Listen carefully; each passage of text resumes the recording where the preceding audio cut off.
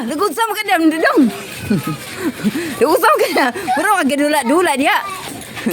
Lah, nausa na lang sa nina ito nakagidlay mo ito na. Tabang. Why kapalit? Waday kapalit, pastilan. Munay giingon. Happy tayang. Pirte initam kay di ana uy. Nag-usap ka na mura. Kana dia mo construction worker no kay magdula-dula ra day na no. Parang gaap kay mi oy. Gipayungan pa. Tamat pagkapagtong. Mi mapagtong gyud kana mi. Tabang. Mao ni ako magulang construction worker parehas sa akong sweetheart bana nga construction worker pod. Ani, unay pinakalisod nga trabaho. Hago kay sa nga tanan ba dayon kuan mo'y pinakagamay kay sweldo. Oh. Sa init sa panahon kayo. Mo ni ilang trabaho. Maghimo na sila mga building. Gani kay nai-issue. Migani kay naay kuan trabaho kaysa wala magtambay. Issue po, issue nga. Oh, nani issue. Si Mimi may tig-issue ani. Uy, nagpa-cute pa. Sao naman lang ni. Yang angkor nagtrabaho, nagpa-cute. Na.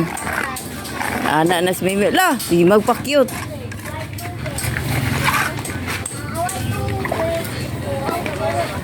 Paig na ka na, Mi.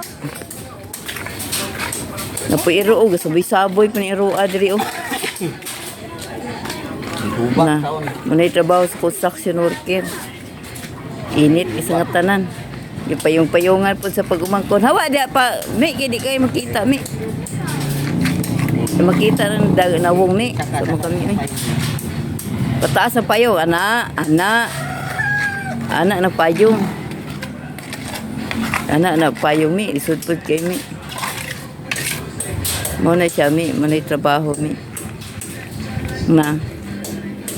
Construction worker, Mi. Muna pinakalisod nga trabaho, Mi. Pero pinakabratong sweldo. No, napadiri, oh. Yota, ni. Muna siya ibalas. Umuuno ng siminto. Kuan.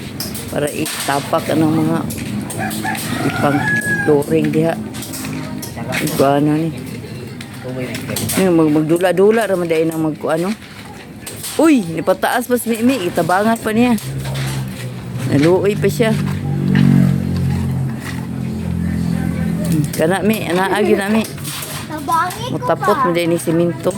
Tabangi, problema na ni mo diha. Nana na Mi, init isang tanan. Trabaho si mo angkol. O kana, pag binutan dyan nagbantay. Sama kami. Ha?